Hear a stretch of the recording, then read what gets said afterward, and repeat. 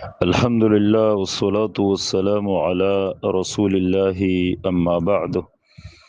محترم مورجان پوښتنه کړې ده چې آیا دا عمل دا طریقه ثابت تو کنه چې کله یو سړی فرض مونږ په یو ځای باندې وکي نو دی چې بیا وروسته سنت کوي یا نوافل کوي نو دی به په هغه ځای نه ودرېږي بلکې لږ به د خپل ځای دی چینج کوي او په بل ځای کې به نوافل او سنت کوي. نو احادیث دی باره کې شته دی راغلي دي. لکه ابو داود کې حدیث ته اول جلسه په 122 کې د مغیره ابن شعبه رضی الله تعالی عنه او وی چې رسول الله صلی الله علیه وسلم فرمایل چې لا یصلی الامام فی الموضع الذي صلى فيه حتى يتحول.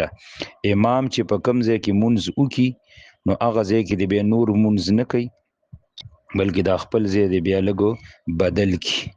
د قرن ابن ابي شيبه کې روایت ته دویم جلسه په 308 کې د ابو هريره رضی الله تعالی عنه نه فرمایي چې نبی صلی الله علیه وسلم فرمایل ايعجز احدكم اذا صلى ان يتقدم او يتاخر او عن يمينه او عن شماله.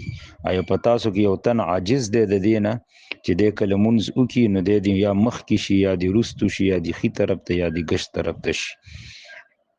دغه رنګ دی باره کې نور روایت چې کده هغه هم شته دی لکه ابن ابي شيبه کې د عطا بن ابي رباح عبد الله ابن عباس عبد الله ابن زبير ابا سعید عبد الله ابن عمر دی ټولو به دا خبره کوله چې لا يتطوع حتى يتحول عن مكانه الذي صلى فيه الفريضه.